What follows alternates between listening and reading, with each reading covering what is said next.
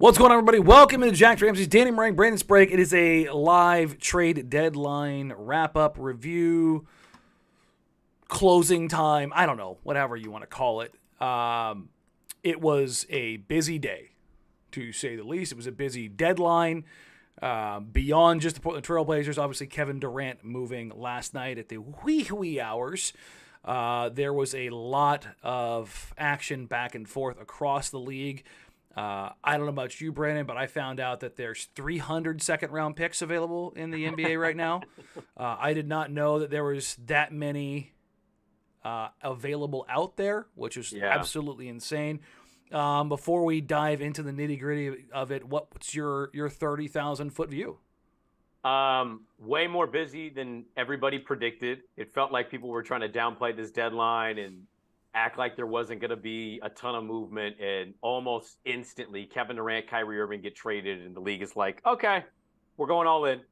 And, you know, I remember going to a Blazer game years ago, and I was talking with a friend who knew somebody that worked for the league. And they made a really funny comment that's always kind of stuck with me. And I think you saw that in LA today. And it was like, you know, when you get to the trade deadline and you need 5 new players, it means your roster sucked and you were really bad at your job. And I just got a kick out of it. I know we'll get to the Blazers stuff, but the Laker thing cracked me up. I think they got some okay pieces. I think they can get better from where they at. But that line kind of it started popping up in my head again today. And the second round thing, I just want to say, funniest tweet I saw, and if I'm forgetting who this is, I apologize. I know I say that often, but like I truly, if somebody can think about it or whoever, somebody said, man, I thought the inflation price for eggs was bad. I guess second round picks are basically the equivalent of first now. Like people were just dealing out second round picks. I've never seen that many second round picks dealt in a deadline. They were included in almost every single deal. They were the capital that greased the wheels. 5 second round picks in one trade. Was that Sadiq Bey, Golden State, like Atlanta, whoever that was? Like, and then there was another. There was 2 sets of 5 second round picks, and they went through 3 teams. I concluded I know what I know, and like I also know where my weak spots are. I'm not the most salary cap tax savvy guy in the world, and I guess I didn't know how many second round picks each team got, because today it felt like every team had 28, and they said, okay, well we're going to start using these now. Yeah, no, it was certainly more than I expected in that regard. How every single deal needed to be done, it's very interesting, because if let's roll back 3 weeks, everybody was going to get first round picks. And first of all, let me go ahead and say this so it's very loud and on the record. I told you about OG. He's not getting 3 goddamn first round picks. Yes, I'm laughing at Toronto right now. God, the ridiculousness of that ask. Just, They didn't even get moved. They didn't move anybody. They brought moved somebody nobody. in. They became buyers. Yeah. They went and got Jakob Poeltl, who the Spurs wanted 2 first-round picks for. And that's where you saw people like clutching, no, not my picks. Not my picks. Yeah. It just shows you the value of a first-round pick. Mm-hmm. And the thing that greased all the transactions was second round picks. You saw a number 2 overall pick, and the Warriors had to admit their fault with James Wiseman. Yeah, made the bad pick. They made the wrong pick. They get 5 second round picks for him, and those 5 second round picks get diverted here to Portland. That ends up being the capital to move GP2 back down to the Bay. And we'll go through each transaction. Literally 200 replies to the question that I posed on Twitter. If you had questions, go ahead and submit them. I will do my best. We will do our best to go through them and try to group them together. What I will be trying to do is hopefully I will answer them as we kind of go along. Just going through each transaction, what it means, what it could mean for now, for the future, kind of set things up, and then go beyond that. Let's be honest, though, real quick. we're not getting to all 200 questions. No, God, no. No, I was gonna say, I've scrolled through a lot of these. I think there was like 140 when I looked before I left the studio. I think I told you, I think it was like 130, 140. I sat down, there was 200. I was like, nope. Do you want to go big picture? You know what? Let's walk through everything. Let's set the table. Sure. Through each and every deal, and then kind of go through it. Let's piss everybody off that way. Okay. Because I'm sure that's going to be the way that this ends up going. I will say this. I'm going to save that. I'll save my reaction and kind of where I'm at now for a little bit later. The first thing that they do, and I haven't talked to you about this yet, started last night with Josh Hart being pulled 10 minutes before the tip. He is traded to the New York Knicks for a lottery-protected 2023 first-round picks from the New York Knicks. Cam Reddish, Svi Mihalik, and Ryan Arcidiacono. I can never get past that. I had to ask Swag today because I'm like, I know who he is. Yeah, no, it's Arcidiacono. Once I say it once, I can say it without any problem, but I have to say it once to get it out. Initial reaction on this deal, and then kind of what you kind of think is where this is. Yeah, so my initial reaction, I tweeted this out. I've always kind of felt like the trade deadline, it's bizarre. It's awful for a lot of guys, right? Not every player is going to a great contender in a great situation. I think they should have the day before the deadline itself, and the day after the deadline. There should be no games. To kind of get their families and situations right. I like where you're going with that. Let's get business. Let's organize. Let's get guys where they're going. Let's, not rush them. Like Josh Hart was in a layup line and pulled off and said, yo, you got to fly to New York. I know he's happy to go play with Jalen Brunson and to be in New York City, but that sucks. So that was my first. The second one on the actual trade itself. Look, once I saw Vando to the Lakers, I pivoted into, that's kind of what I was expecting. I wasn't expecting Josh Hart to return much in the role player department or in the veteran department. I kind of thought they might take a flyer. I know Cam Reddish had been thrown out there. I think it was a day or two ago. There was a one on Pro Basketball Talk, and it was basically like Blazers and Cam Reddish. Are they eyeing each other? And, I'm sure that obviously stemmed from conversations and got leaked, but I was kind of expecting that. Yes. The protected pick, cool. I don't think it'll convey because I think the Knicks are going to make the playoffs. So you get 4 second rounders. Oh no. It's the other way around. If they make the playoffs, you get the first round pick. Right. It's more likely to convey than not convey. Thank you. Okay. Yes. Thank you. I had that backwards. But if it doesn't, in whatever reason, you get 4 second rounders. But it's done and it's over with. None of this 2028 shit that Portland's doing. Yeah, it's 2023. So I know we in this city, and I should say this at the start of the pod because we got a lot to talk about. Yes. Whether you want to admit this publicly about yourself, whoever's listening and tuning in and hanging out with us, more likely than not, you are one of the people in this city that thinks every player on your team is worth a borderline all-star or incredibly valuable role player. Mm-hmm. And sometimes you're right, but a lot of the times you're not. And so, I can't set expectations for people. We'll go over all these deals and how we each felt about it. But on that particular deal, that was about what I expected them to do once Jared Vanderbilt went to L.A. I didn't expect much more than that for Josh. Yeah. When it went down, I mentioned this on the After Dark last night. You were there, by the way. How weird was that? So, how Media Row's set up, the multiple rows up there. I was talking to guys in there, and I got a message 10 minutes before it went up. Hart's going to New York. It's Reddish and so I was telling folks up there, hey, he's gone. And I kid you not, 30 seconds later, what happened on the floor happened. They yank him, yeah. They yank him, and I'm like, oh, crap. It's going down, right now. The paperwork is being sent to the league kind of a deal. Or there's an agreement in principle.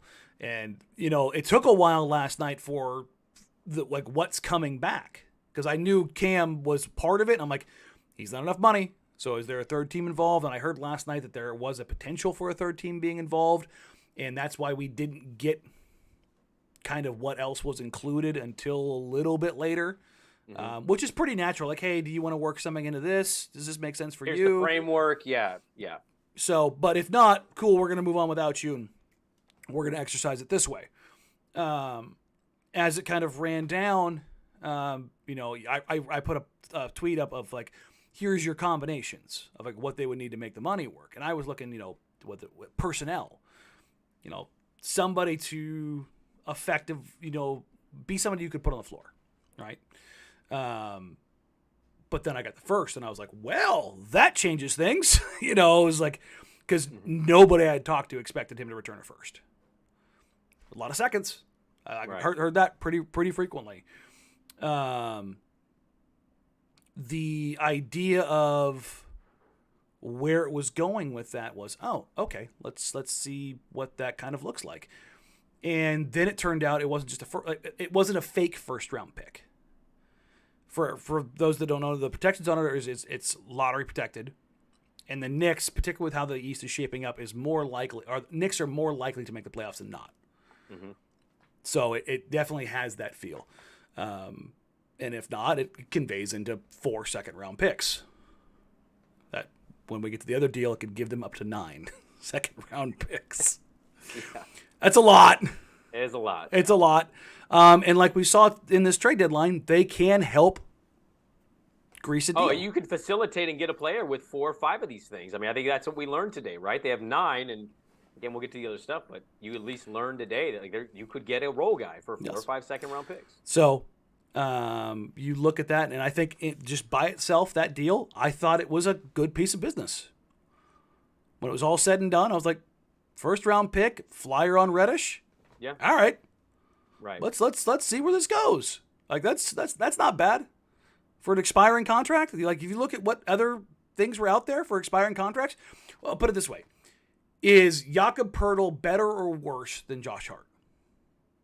Jakob, I'd say better. Okay. What did he return? A first round pick, right? And Kem Birch. And Kem Birch, yeah. Right. Blazers got a nearly identical or better value. Yeah, because what's Kem Birch, right? Yeah, like Cam Reddish is like, hey, fingers crossed. Schmitzy liked him in the draft process, huh? Fingers crossed that Cam Reddish pops. Listen, I can tell you right now, I know exactly what Mike Schmitz thinks about Cam Reddish because I've watched all of his videos on him. I like when Heiken goes and finds those scouting reports that Schmitz used to post when he was. Oh yeah, it's the first thing I did. I heard. I want to say about 4:30, 5 o'clock, and we're in the media room. Right. I grabbed his tweets and threw it up in the media room. I go, well, here's what he thinks of him, because I kind of heard it was building momentum. It's one of those things like, yeah, it only works for players up to 2022. He cut that off, and that's not going to happen anymore going forward. So, but yeah, I thought that was a good piece of business. As you progress through the evening, you get the Kevin Durant deal, and I think we can circle back to the. Actually, you know what? The Kevin Durant deal kind of helps set the framework for everything. So let's talk about it real quick. I don't want to get into all of it, but Durant is dealt to the Suns, and let me put the framework around this so people understand. I've seen a lot of people. Why didn't the Blazers get in? Okay, number one, why the Blazers didn't get in is because they could not. They don't have the capacity to trade away 4 unprotected picks, a trade swap. Nor did they have the capital of Mikal Bridges, Cam Johnson, Jay Crowder to make that work on top of it.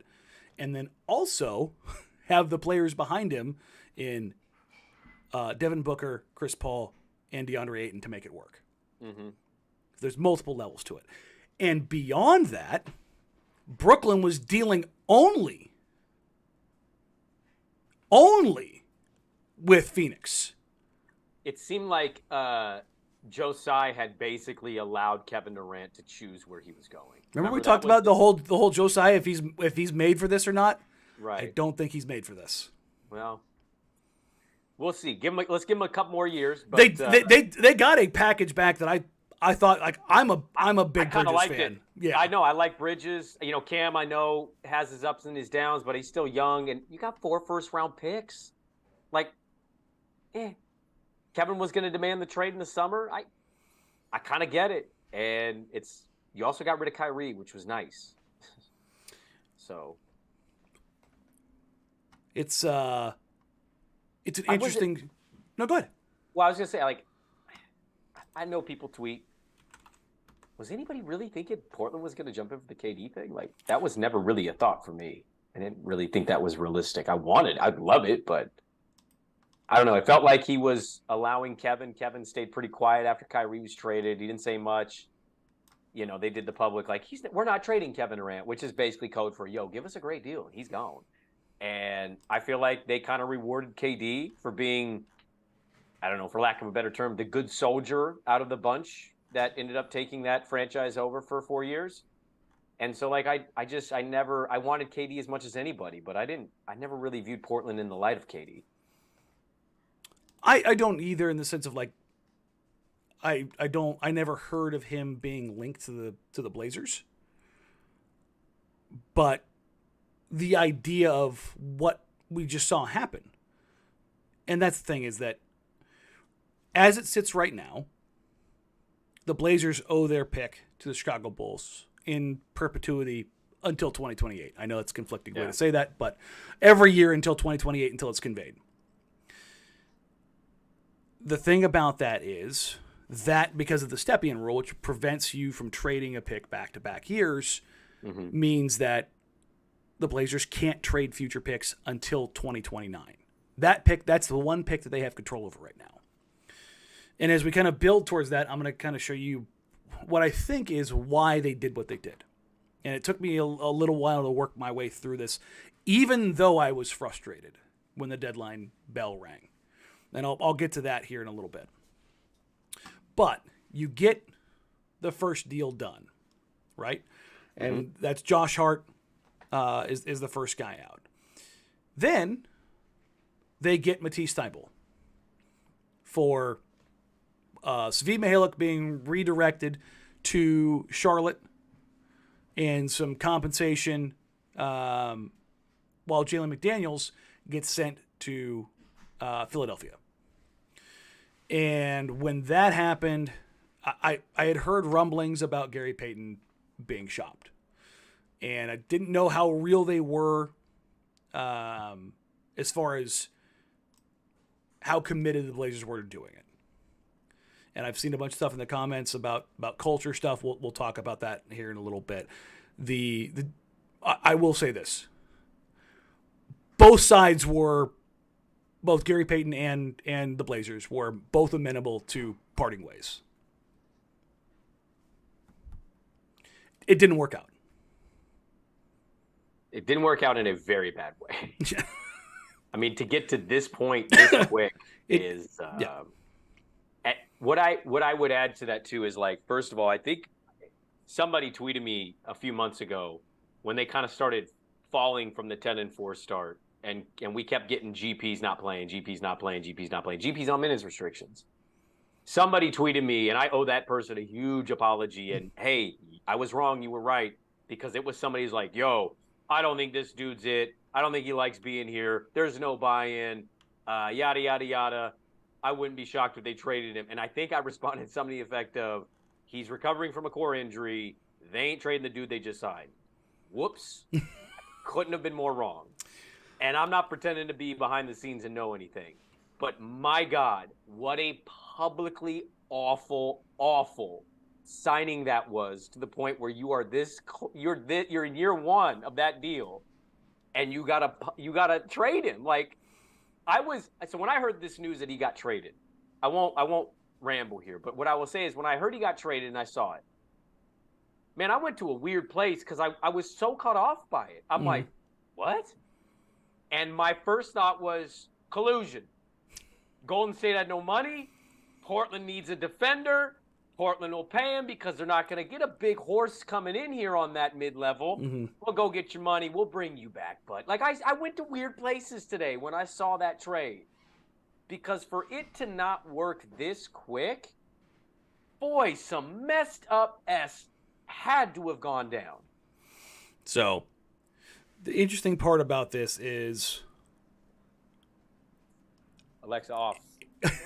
it's a bad look in general, I think, for both sides. But the flip side is they got 5 second-round draft picks out of it. They didn't punt on him entirely. They got capital. Okay? He is obviously involved in the James Wiseman deal, the number 2 overall pick. That was a punt. I mean, I thought he went for 4 too many second-round picks. He was garbage. And I just thank my lucky stars. That team had a real run and still will. I'm so grateful they didn't get Anthony Edwards. Could you imagine had they lucked into that instead of being at 2 and having to get Wiseman? Oh, they could have had LaMelo, too. Well, yeah, I like LaMelo. There's certain parts of him I don't know. It would have been interesting. Yeah. But that's another deal that goes down. Okay. Then you obviously get Kevin Knox is rerouted to Portland as a part of this as well. And that's kind of where you end up.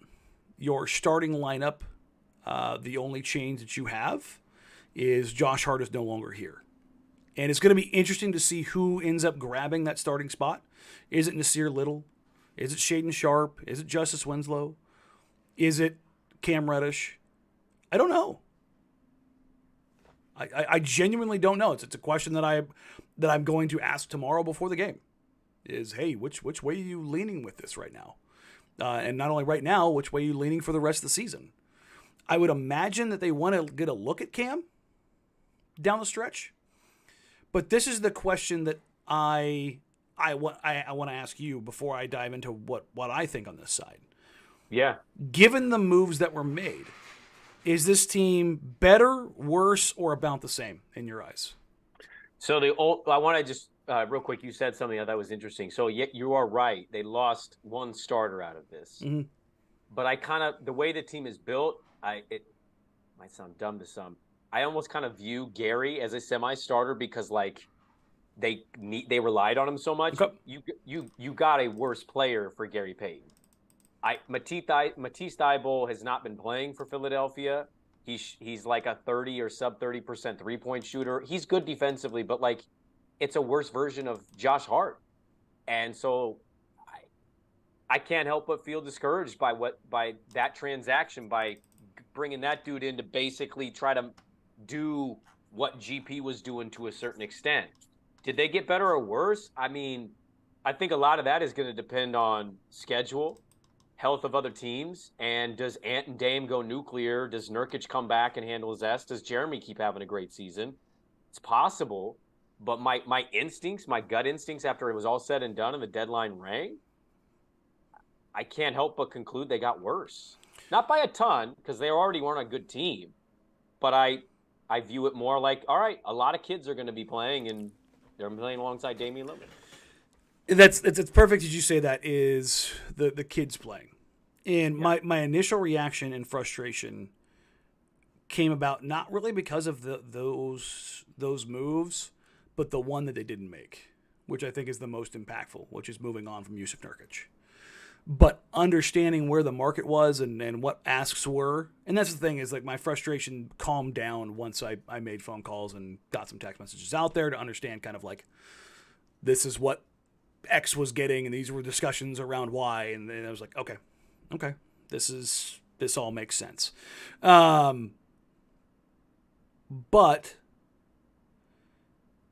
when I first looked at it, I go, I agree with what you're saying in the sense of they got worse, but the worst part of it isn't necessarily talent for talent.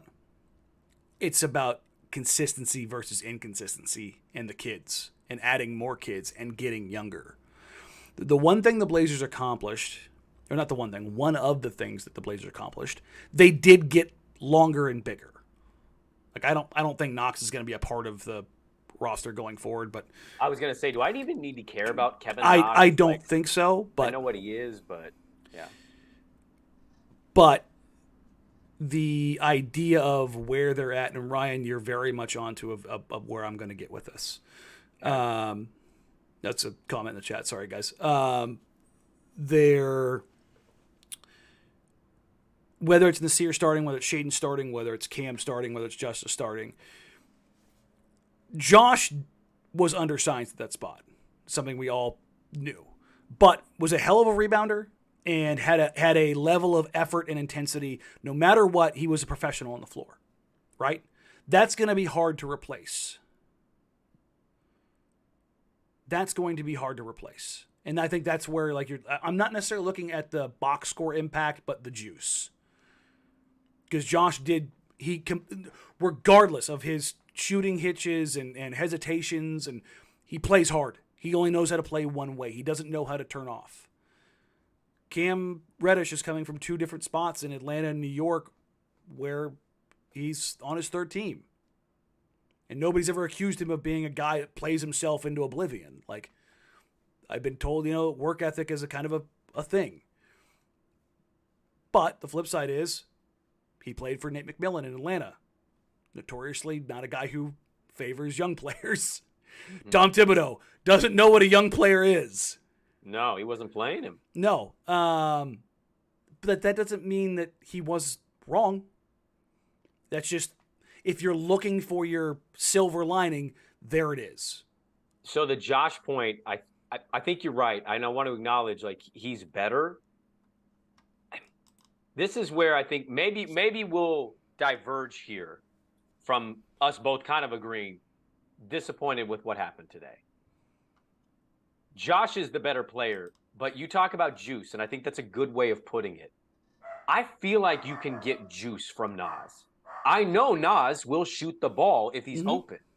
There are elements to Naz's game, I think, within the offense that he can maybe even benefit this team offensively. Can he rebound? Can he defend? Maybe not at the same level. Josh is a better player. I'm kind of still stuck on the GP thing. That threw me through a loop. And you're basically a beat writer. I'm not. I'm a talking dip S. But, like, we both are there too, though. Yes. Being a talking dip S, and I get this alert that they've traded. Why I'm more concerned about the GP thing is because I know Matisse Thybulle is a worse player than Gary Payton, and I don't think he does anything that can maybe make up for what you're losing in that. GP's a good passer. GP was doing the mentorship to Shaedon stuff. He was helping run the second unit. He could fill in if you needed, and he played good defense. Matisse is like, I'm not going to be shocked if he starts 0 for 6. You know what I mean? Like, I'm not expecting a whole lot, and I know Josh is better than Naz, but I think Naz can make up for some of that lost juice in his own way, and maybe in ways that can help this team from time to time. I'm stuck on the GP thing of the departed today. It's the GP thing, and we haven't got to the big guy. I'm not. That's the thing. I'm not stuck on it, and won't go into other stuff beyond that. It's just, there's clearly something going on behind the scenes. Like, you don't trade a dude the first year into that deal with everything that was built up into getting him to come here if something didn't happen behind the scenes. And remember, we had heard the rumblings, the comments about, like, hey, he's finally playing. You know what I mean? Like, that, I kind of brushed that stuff off, and I couldn't have been more incorrect. Clearly, it was a bad fit. It wasn't a good fit. And I think that a question that could be out there is, could this be an addition by subtraction culturally? It's a real question that I have. Sometimes it happens. It does. Now, as far as Thybulle is concerned, the thing about Matisse is, number one, he's available. Number two, there's no minutes restriction. Number three, what you brought him in for, to play defense, he's great.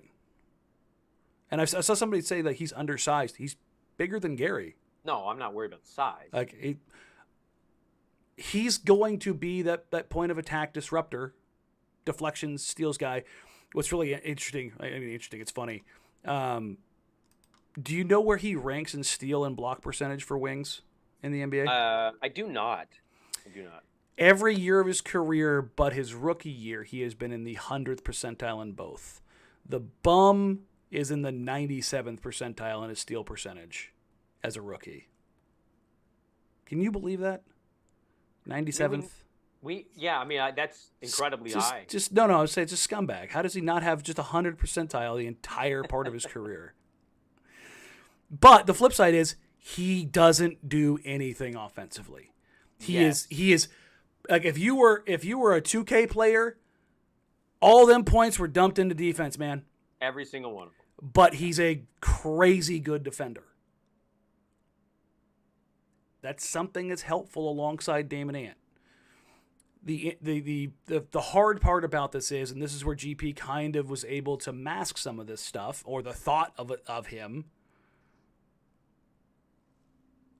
is that the playmaking juice, the vision, and the ability to knock down those corner threes. Mm-hmm. It gave you a little bit of a little bam, that made it viable. Yes, that's part of it. So I think you can, just because of Tease's availability, I think you can cover up for it. Yeah, Matisse is one of those, like, if he ever got a 3-point shot, my God, would he get paid? Well, yeah, that's the thing. That's why I feel like let him go, though, is because he just hasn't. Right, and that's, yes, the defensive metrics, I think, point to some really great things. We know that's why he was drafted. That was his strength. But I just, it's not that you're expecting him to shoot 10 times in a game. It's just more like in the moments where Dame drives and is trapped or doubled, and Ant, same thing. He's gonna be. I mean, he's not your closing lineup, and that's the thing is. No, he's not your closing lineup. You've got to go small ball with him. You have to. You can't play him with Nurk or Drew. So like a Trendon, an Ant, a Shaden, whatever. Any of the small ball lineups that don't include Nurk or Drew. Right. Anybody else at the 5, then it's very easy to make it kind of work in that regard. But as far as the fit, like defensively, he's fine. He's entirely fine. The question I have, again, is going back to the starting lineup, is Reddish. Is it Nasir Little? Is it Shaden Sharp? Is it Justice Winslow? Is it Cam Reddish? I don't know which way it goes. I really don't. It's going to be interesting to see how that kind of shakes out down the rest of the season. But on paper, I think that they took a step back, but I don't think it's a tremendous step back. And with Utah basically just flipping the switch, they're going to... Yeah, Utah's going to fall. Yeah, we talked about that. Like this was always expected from the Jazz. That's one less team in there, but the Lakers made a switch. They may be a team that goes up. I was going to say, I would assume, though, in that same sense, like, I assume the Lakers are going to be a better team. Now, I mean, it's hard to suck more than that. 8-8, yeah, I mean, you're right. And they got rid of, God, I hated what I saw today on the vampire. That's my cat. I hate the vampire comment that they did to Russ. Like, dude, like you. They did to Russ? Yeah. I mean, don't get me wrong. Don't get me wrong. They hit him with a drive-by on the way out. But from what I understand, he also maybe had it coming. Sure, there's clearly some bad locker room mojo in there, and that goes back to Braun saying, "Let's keep winning," and Russ saying, "No, let's just have fun." Brother, that is not the message an all-time great wants to hear in that moment. But the Lakers, you assume the Lakers, even though AD's being weird, you assume the Lakers are going to be better.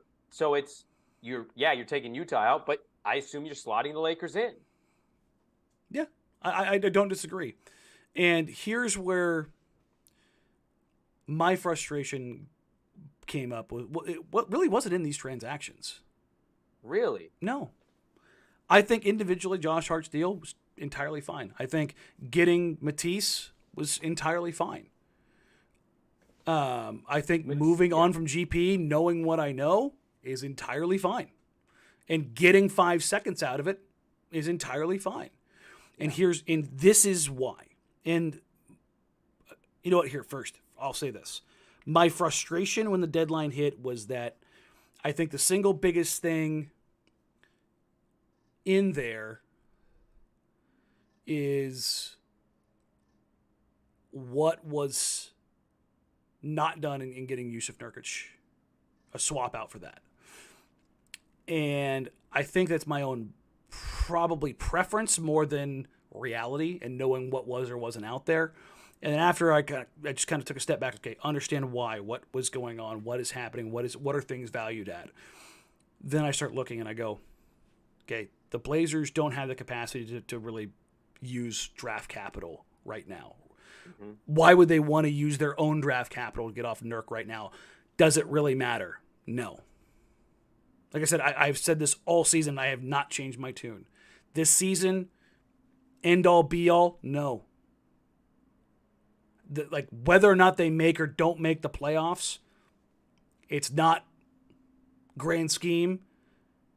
This thing that's crushing. That now, coming into this deadline, I was on the side of make the playoffs, convey the picks so that you can open up things for the summer.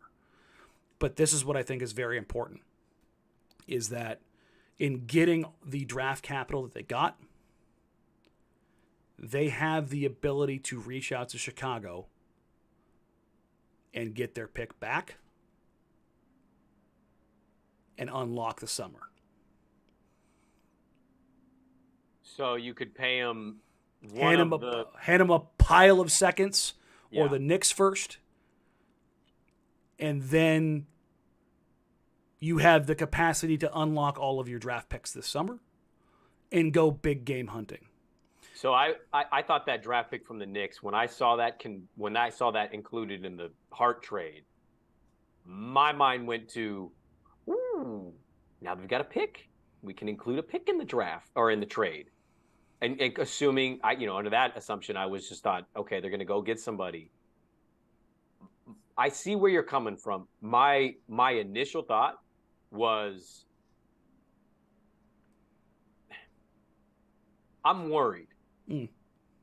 And I am worried about where this goes, because it really is like Jeremy. I know Jeremy's contract's coming up and they're probably going to try to get rid of Nurk in the summer. I think we know that, but the miss on Gary, and sometimes you can't control certain situations. I understand it, but like, it still sucks. Your mid-level guy that you just picked up, it's done in 4 or 5 months.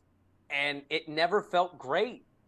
And then what I'm worried about is, like, you have a lot of kids on a timeline of a player that's 10 years older or more than most of them. I'm incredibly driven by wanting to see that player in particular get his closest shot. And I just would have never thought after like 2015 that was going to be the closest shot. And here we are in 2023, and I can't categorize this trade deadline as good in any way. And so, like, I'm worried. I'm worried about what the future is now, because it's Dame and a bunch of kids. And that's why I look at this and I go, this. I remember we've talked about this over the last couple of weeks of, it's either going to be this summer or the next deadline that they make a hard decision one way or the other, whether it's Shaden, whether it's Ant, whether it's including picks, like those situations.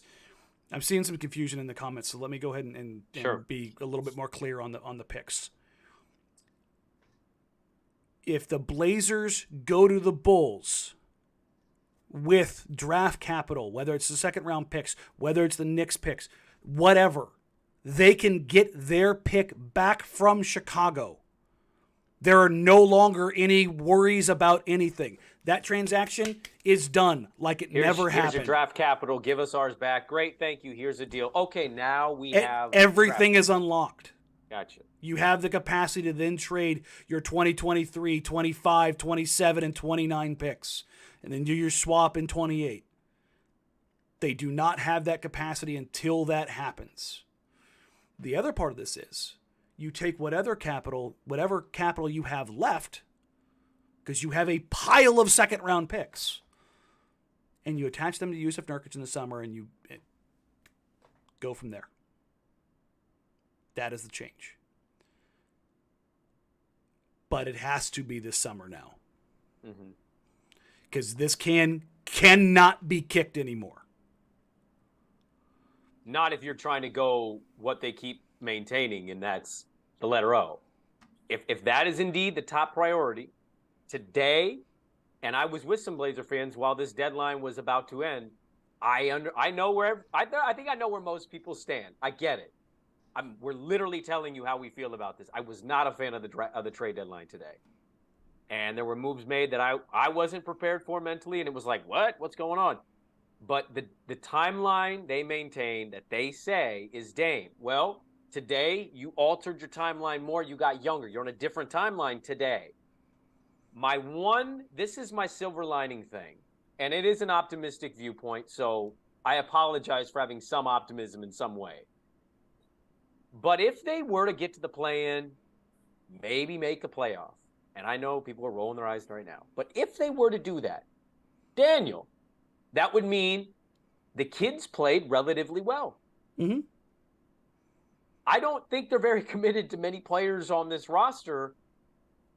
That's my bright spot. You make the playoffs, you get to the play-in, you come close. Oh, maybe I know that young guy and that young guy and that young guy. And it's like, now you got not just your draft unlocked, maybe you've got some assets that exist for teams that are in different situations.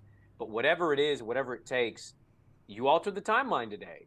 And here was your Dame timeline, and you went, we're dropping it 10 years. And right now I'm like, I want this timeline, but you're going this way. Now, can you meet again and get back on it? We'll have to wait till the summer now, but it didn't feel like it today. The position they're in, and we've talked about this so many times, is going to be a dumb needle to thread. There was never any question about that. We started talking about this last year at the deadline. The likelihood of success is very small. Like, I know that's not what anybody wants to hear. I'm just being bluntly honest. Number one, team building is hard. Team building is really hard when another person fucks it up before you get there. Just to be entirely blunt. See Chicago situation. How they've unraveled this. I get what they're doing. I don't agree with necessarily every step of it, but in talking to people around the league and what people think, the perfect example I can use right now is, remember last year at the deadline. Now, this is going to maybe not a like for like example, but stay with me here. There was discussions around Jeremy Grant, and the Pistons were not going to get him for less than 2 first-round picks. And it's definitely going to cost you one of those lottery picks that you just traded for. Absolutely. Right. And then he was traded for a single 2025 Milwaukee Bucks pick. Right. I have a reeling suspicion that there are discussions that are out there, whether it's a Pascal Siakam, whether a Mikal Bridges, one of the 18 wings that the Brooklyn Nets have, that there have been discussions about those guys, and that they are looking at their capital that they have, and they are going to make a move this summer because they have to. Because all the guys that they brought in, they're all restricted free agents. Yeah. Like, it's just. I mean, if you're not doing it in the summer, like I know you've mentioned in the past, like this deadline, the summer, the next deadline.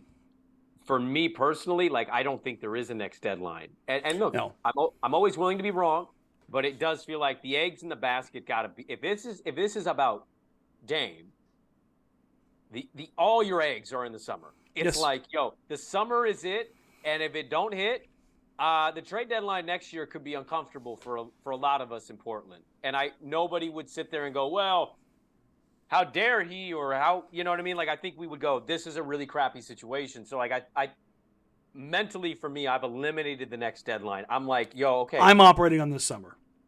That's what I'm trying to say. Yeah, no, I am 100% operating on this summer. I saw a question about Jeremy Grant, whether or not he will or won't be back as a Blazer. The folks that I have talked to all believe that Jeremy is going to be back. Beyond that, it is what it is. I have not heard from anybody that I trust to give me any reason to panic. None. I mean, we thought he was coming here last deadline. We did the pod. I remember doing the pod, and people, hey man, Danny and Sprague, they're gonna tell us we're gonna get this and that, and they didn't get it. And it was like, yo, what happened? And we were like, well, wink and a nod, and we'll catch you in a couple months. Yeah. So I'm going to operate on the assumption that they're going to get him back, and then it's like, what can you do to fill in the rest?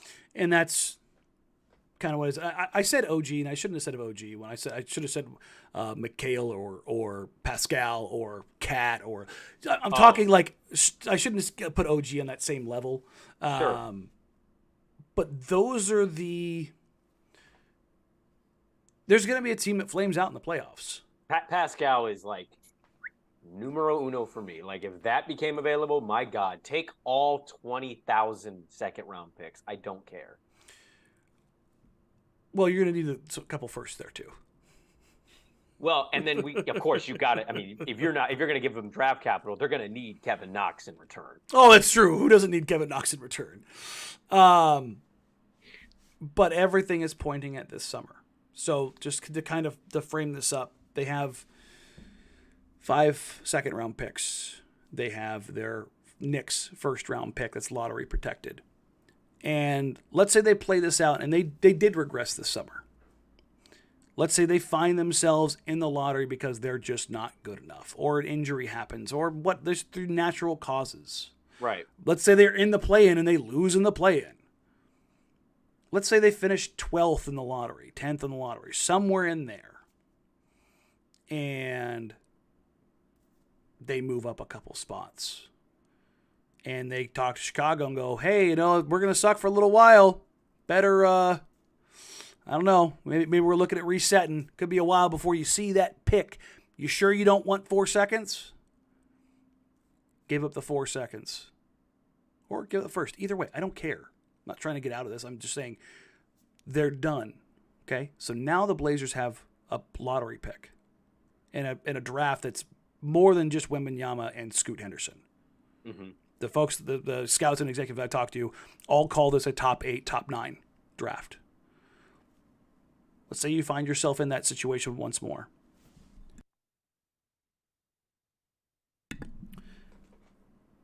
Now you've got your 4 draft picks, the player you just drafted, Shaedon Sharpe, Nasir Little, Anthony Simons. Who has what you can match at this point? Nobody. And you've got Damian Lillard and you've got Jeremy Grant, and you're just going, what can we go get? Yeah. What can we go get? And this is where the pressure for everybody's like, when are you putting a date? I'm putting a date on the summer. I was like, well, it's the summer, the deadline, and it's got to be when I'm summer. Because time is just running out. Mm-hmm. It is. And everybody's like, well, why do you trust them? Why do you think, do you think that this is going to be a thing that's like, they're going to swing at and miss again?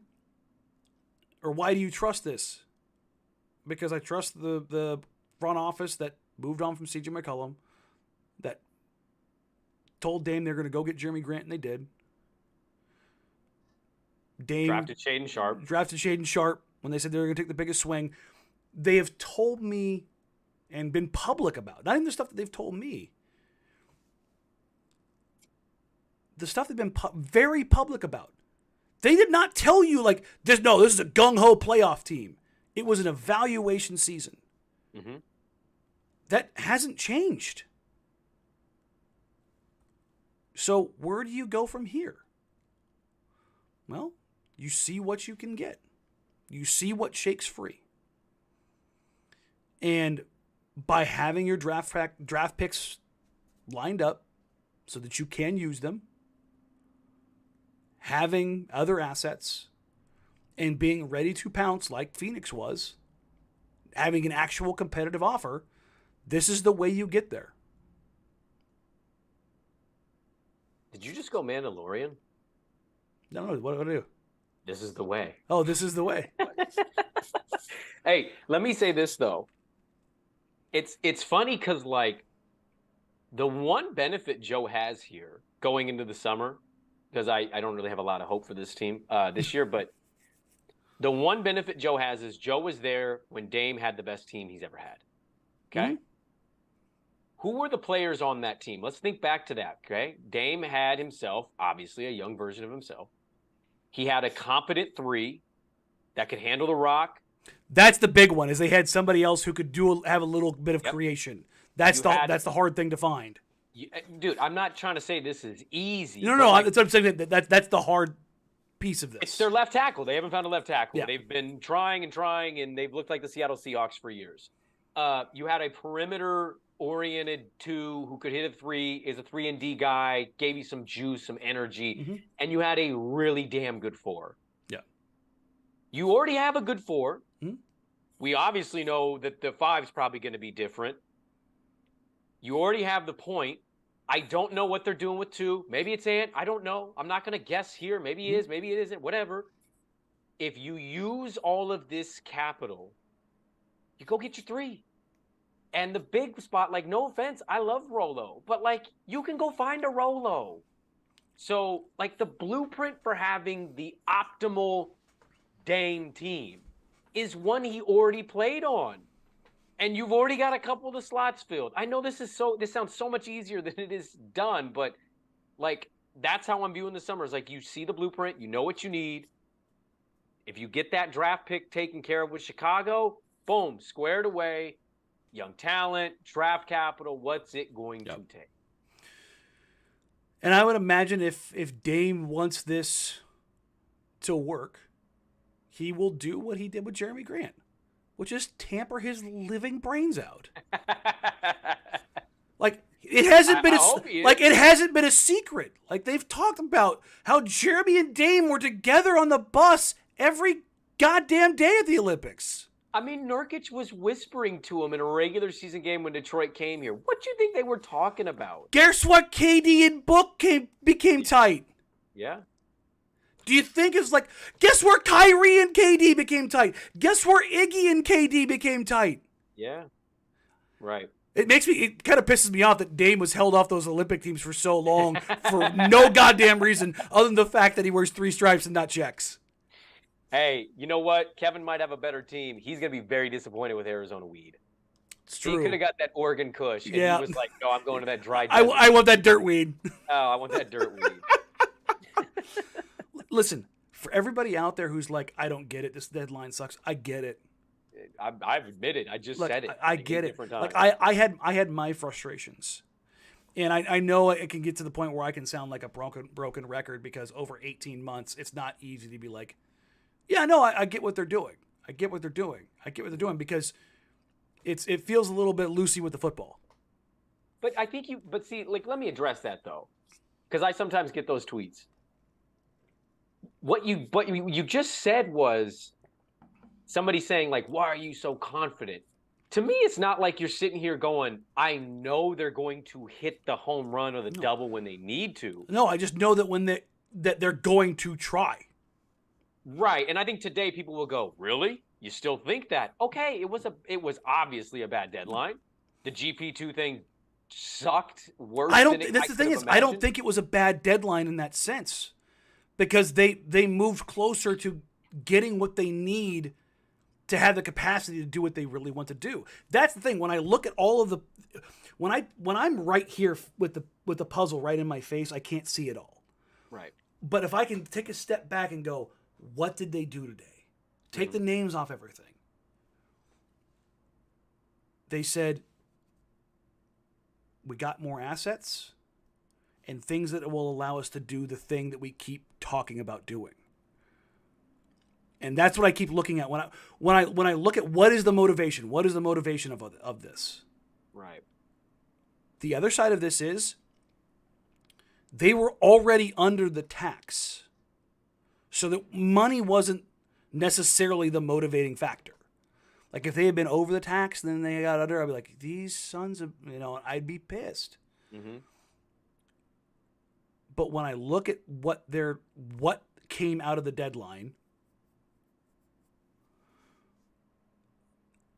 I can only feel like and sense that this is what they're lining up to do. And they may go full Brooklyn Nets and fuck this up. Don't get it wrong. They could strike out. But if they do, they also have a very young team. You become the Brooklyn Nets. Yeah. It just sucks. I just personally, as a fan, it could get to that point. And maybe I should prepare myself for the summer to have that be a possibility. I've lived here my whole life. You have too. Like, you probably bleed this team more than I do. I liked the Sonics as much as I liked the Blazers as a kid because I love GP and Kemp. But that's why the GP2 thing hurts you so much, huh? Well, he's a Beaver. That's what I mean. Like, he's a Beaver and son of GP. And his dad, like that. I can't believe how wrong I was. Like, I look like an idiot, and I am. I poo-pooed all of the narratives, all the stuff. I'm like, it's a core injury. He's going to take a while. Minute restrictions. Okay, whatever. And I brushed off all of the scuttlebutt, and I see him get traded today, and it hit me. It like smacked me in the face, and I'm like, what?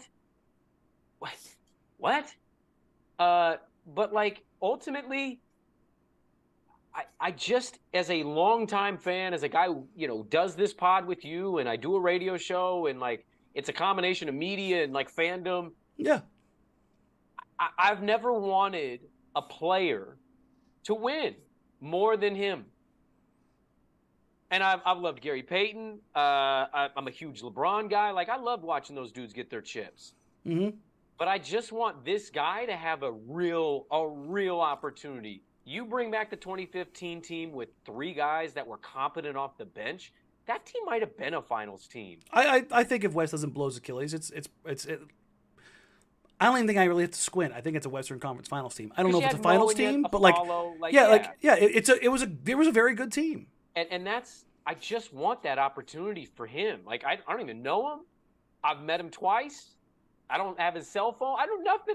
I'm a fan. I think he's great, and he's a great leader, and it could get to the Brooklyn Net point, but I just don't want that. I'm really hoping that that's not what happens. I want that dude to get one more great run. Here's the thing. I don't think that they're going to give him the opportunity of a LeBron, a Giannis, hell, even the Celtics. What I think they can do is give him an opportunity close to 2015. That's what I'm saying. Yeah, I meant to say that. Not like a holy shit. This team is the favorite. Right. But do I think they can build a competent enough roster, force enough things to happen to be the 2023 version of the 2015 team? Not exactly, word for word, bar for bar. Sure. But like that level, like when you look at the roster and you don't have to tell anybody you're a contender, you just are. Yeah, it's like you listen to whatever national podcast and they're breaking down the West and they're like, you know what team I kind of like? Portland. And people are like, well, Portland, they're getting some love. Like, I want kind of that. And then you look up at the end of the season and they have 54 wins. You're going, shit, I don't want to play this team. Yes. Like, that's all I've ever wanted, to have that. Like, right now, if you're – take Phoenix out of it. What team in the West are you looking at where going, I don't want to play this team? Memphis? Well, I mean, maybe, but Brooks can screw something up at any given night. If Zion's healthy, New Orleans. Like, if I told you if all of a sudden the Pelicans got healthy, which is a big goddamn ask. I know. But if they did get healthy. Yeah. And I said they made the Western Conference Finals, would you bat an eye? No. I mean, but that's the cool thing about the West, and I don't think it's going to change much over the summer. Portland might as a team, but like the landscape. Look, I know we disagree to a certain extent on some of these teams, but like jaw-dropping shocked, you wouldn't be shocked if Memphis got there. You wouldn't be shocked if New Orleans did it. No. You wouldn't be stunned. And I don't even know. I don't care about Kyrie, but like Luka is white LeBron. Yes. Like, you wouldn't be stunned. Phoenix obviously is the favorite now. And I know they don't play a lick of defense, but Jokic is an MVP, man. And sometimes there's just random runs in sports. And, hey, we got better offense because we got the league MVP. There's like 5, and the Warriors might be like, you have 5-6 teams in that conversation. That's That's all I want. I want a little bit more than that. I want to be I want to win the West. No, I'm saying I want to be in the top 6, not in the West, in the NBA. I'm with you there. That's my point is because remember that team was a 3 seed. Like before, yes. like they were on, like they were, like if they effed around and found out, like they could have been a team that was number 2 in the West heading into the playoffs. If West's Achilles doesn't pop, yeah, like that team was very good. It was very well built. Like they knew who they were. Mm-hmm. This team right now does not have an identity because they don't know who they are. It's because they don't have the foundational pieces. And here's the thing for everybody who's asking me to be mad. This is more than them not changing out the front court. This is the thing that I think that I'm most frustrated about. There's not an adult in the room right now with Damian Lillard. Not even Jeremy? I love Jeremy. Jeremy is this, man. Yeah, he's this quiet Zen guy. He is. I love him. I love him as a dude. I love him as a player. And when I say he's not a leader, quote unquote, like I don't mean that as a negative against him because most guys aren't. Yeah. I wish this team had a bona fide shitheel. An a-hole. Yeah. Just a dude, and not just on the floor. So when kids are out there not doing what they need to do in practice, not getting in the weight room the way they need to, not putting in the extra work afterwards, like that shit, the culture stuff. Yeah. Because here's the thing. While I had my issues with the Dame and CJ pairing, the culture was always set. Mm-hmm. And it's very hard for Portland to do that with so many young guys. Now, don't get me wrong. Dame sets the tone. But he needs someone to ride with him. Mm-hmm. And to be honest, I think Ant can be that guy as the number 2, like if he's that guy. But he needs somebody else to show him along the way. It can't just be Dame.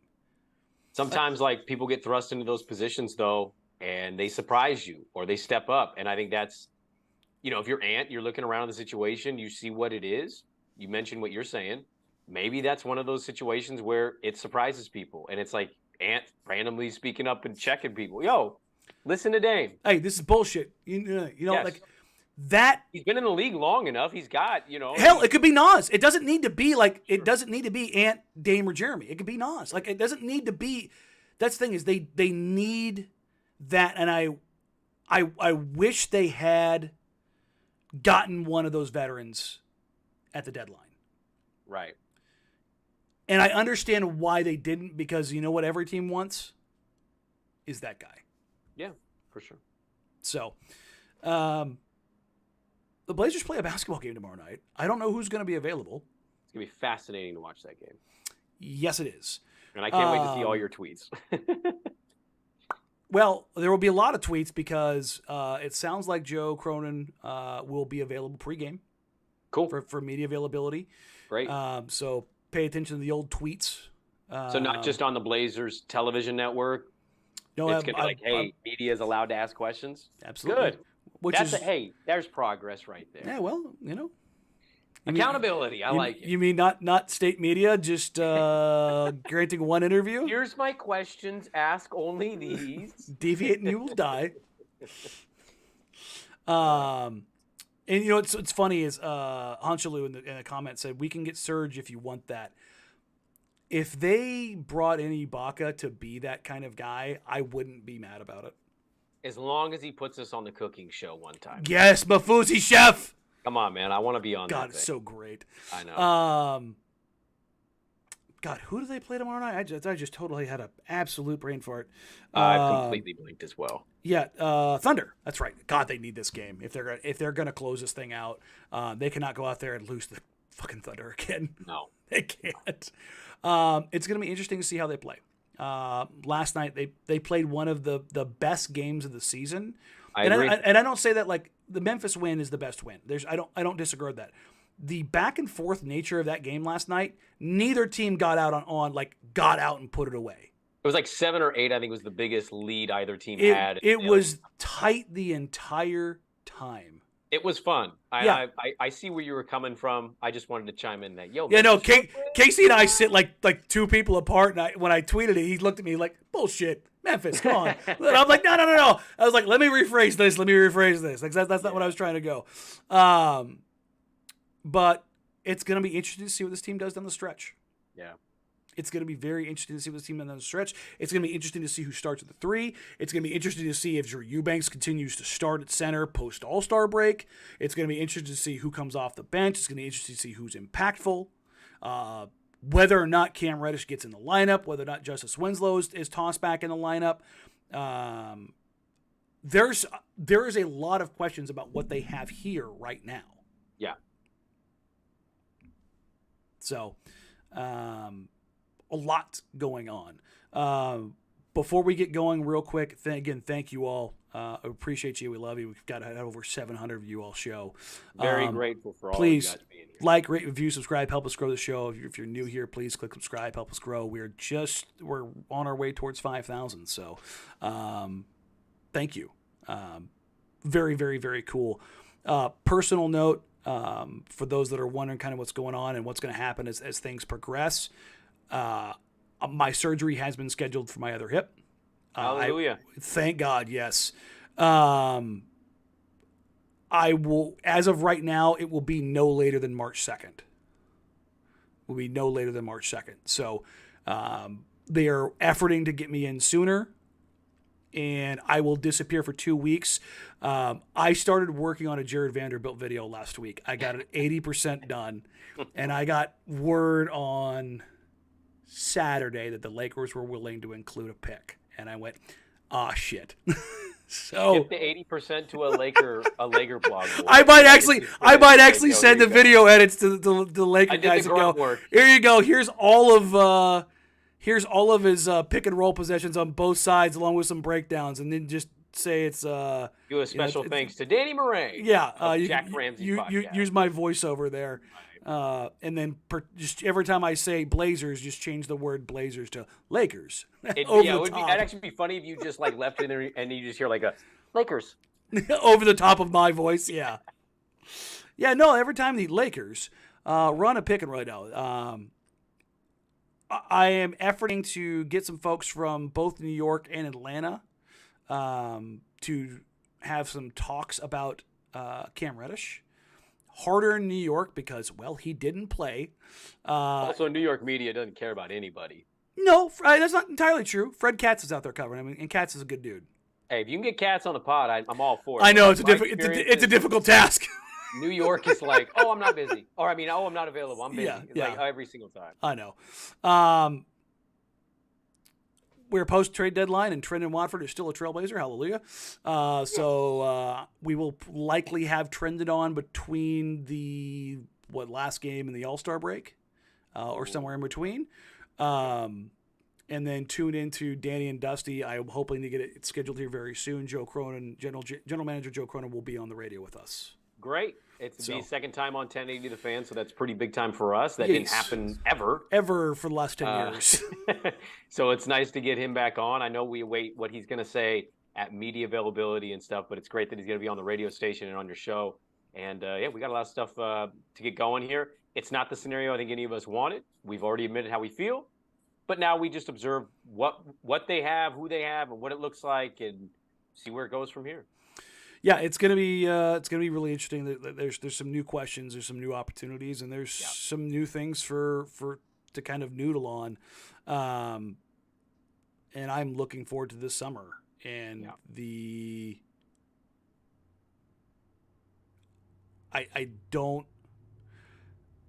Blazers, if they don't hit the home run or if they don't swing during the summer, let's not go there. Let's just sign off now. You're going to bad energy right now. It's been bad enough today. Let's just sign off. Everybody. Thank you, guys. I appreciate you.